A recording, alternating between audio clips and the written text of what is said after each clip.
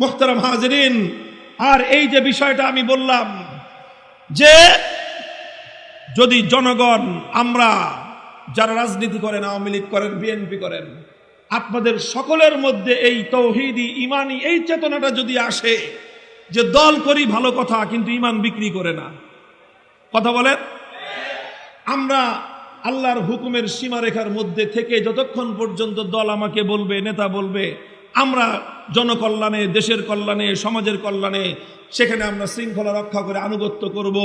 কিন্তু আল্লাহ না করুন কোনো সময় যদি আল্লাহর কোরআন এবং ইসলামের বিরুদ্ধাচরণ করার কোনো নির্দেশনা চলে আসে, তখন আমরা দলমতের ঊর্ধ্বে উঠে আল্লাহর কোরআন এবং নবীর সুন্নাহকে অনুসরণ করব, ইসলামকে অনুসরণ করব। কথা বলেন।